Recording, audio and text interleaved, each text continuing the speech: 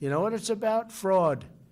That's what they want, fraud. They want to try and steal this election. In the run-up to the November 3rd election, President Donald Trump has repeatedly cast doubt on the election's integrity without evidence, calling it rigged, and he's urged his supporters to watch for fraud. President Trump, you go first. I'm urging my supporters to go into the polls and watch very carefully, because that's what has to happen. His campaign website calls on supporters to join an army for Trump, monitoring polling sites on Election Day. We all know that the Democrats will be up to their old dirty tricks on Election Day to make sure that President Trump doesn't win.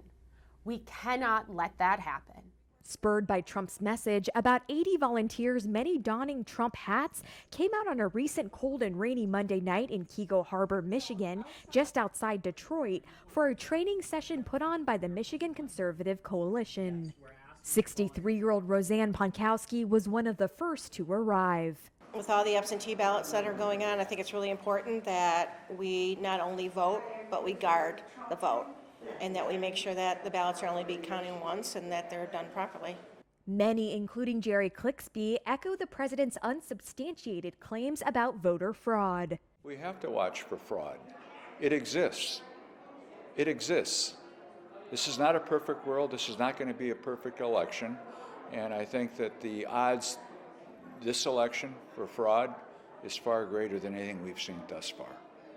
Republicans are mobilizing thousands of volunteers to watch early voting sites and ballot drop boxes in not only Michigan, but across other key battleground states. But voting rights activists and Democratic groups are worried that partisan poll watchers, particularly if they show up in force, could intimidate voters. Authorities in Michigan and Wisconsin this week warned some poll watchers could show up armed, raising the potential for violence. Michigan banned the open carry of weapons within 100 feet of voting centers. These poll watchers told Reuters they weren't trying to intimidate anyone, but to simply ensure a fair election and scrutinize ballots for any irregularities.